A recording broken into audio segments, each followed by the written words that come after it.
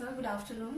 Good afternoon. जैसे कि sir आज हम यहाँ पे एक छोटा सा टॉपिक लेके बैठे हैं, तो उसके अकॉर्डिंग सर मेरा भी आपसे एक छोटा सा क्वेश्चन है कि अगर हम किसी भी फील्ड में एज हम जॉब करते हैं या रियल एस्टेट में एज अ टेलीकॉलर हम जॉब करते हैं, तो उनके क्या क्या मतलब ऐसे कुछ आप हमें बताइए कि मैं ऐसे टेलीकॉलर पे वहाँ पे ऐसे कैसे वर्ड्स यूज करने चाहिए कि ज्यादा क्लाइंट हमारे पर रिवर्ट हो और कैसे हम उनको विजिट के लिए ज्यादा कन्वर्ट कर सके। तो एज अ टेलीकॉलर का मुझे एक रोल बताइए अच्छा सा कि किस तरह हम इस चीज को आगे या कोई वर्ड हो, कोई चीज है जो हम उन्हें आगे क्लाइंट को हम प्रिफर कर सकें।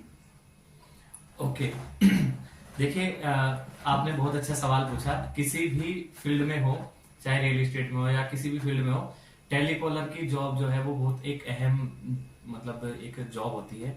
यानी कि अगर मैं एग्जांपल के तौर पे बताऊं तो एक गाड़ी का एक स्टीयरिंग होता है। मतलब जैसे गाड़ी है तो पूरी बढ़िया गाड़ी है, लेकिन उसका जो ड्राइवर है वो सही से नहीं चला पा रहा है, तो वो पूरा, चाहे वो मर्सिडीज है, BMW, कोई भी बड़ी, कितनी भी बड़ी गाड़ी हो, करोड़ों की गाड़ी हो, अगर उसने मतलब गाड़ी सही नहीं चलाई तो वो गाड़ी ठुक जाएगी, बेकार हो जाएगी, खराब हो जाएगी, कहीं भी कुछ भी हो जाएगा उसमें। उसको उसके पूरे फंक्शन नहीं पता, लाइट कहाँ से जलती है। तो टेलीकॉलर की जो जॉब है वो एग्जांपल के तौर पर मैंने आपको बताया कि वो एक आपके हाथ में स्टीयरिंग है कंपनी का।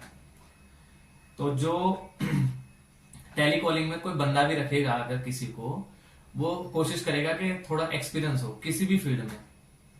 किसी भी फील्ड में, जैसे फाइनेंशियली में आप जाओगे, आपने क्रेडिट कार्ड बेचना है या कोई पॉलिसी बेचनी है, तो उसमें आपका 1 से 2 साल का एक्सपीरियंस होगा, तो आप अच्छे से वो कर पाओगे। ऐसे ही रियल एस्टेट में का आता है।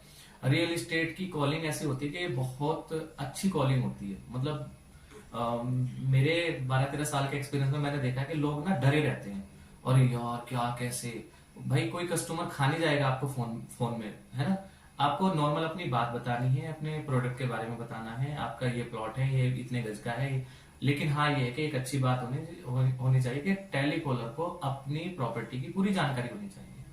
उसका फेसिंग है, कस्टमर को कुछ भी बोले तो वो आप बता सकते हो, तो कस्टमर भी कंफर्टेबल और आप भी कंफर्टेबल। अनकंफर्टेबल तभी फील होगा कस्टमर को भी कि वो, उसको पता ही नहीं मुझे क्या पूछना है प्रॉपर्टी के बारे में, आपको पता ही नहीं मुझे क्या जवाब देना है, ऐसे होता है। तो इसमें बहुत सारी चीजें ऐसी रहती है कि आपको ज्यादा दिन प्रतिदिन इंप्रूवमेंट करने की जरूरत है, उसको मैनेज करने की जरूरत है। और रियल एस्टेट की जो कॉलिंग होती है वो वैसी कॉलिंग होती है, मतलब आपको अच्छे जो प्रोफेशनल लोग हैं वो आपसे जुड़ते हैं, वो आपसे बात करते हैं, तो आपको थोड़ी बहुत इंग्लिश आनी चाहिए, थोड़ी बहुत हिंदी आनी चाहिए। आप अगर सामने वाला इंग्लिश में बात कर रहा है तो आप उस इंग्लिश में जवाब दो।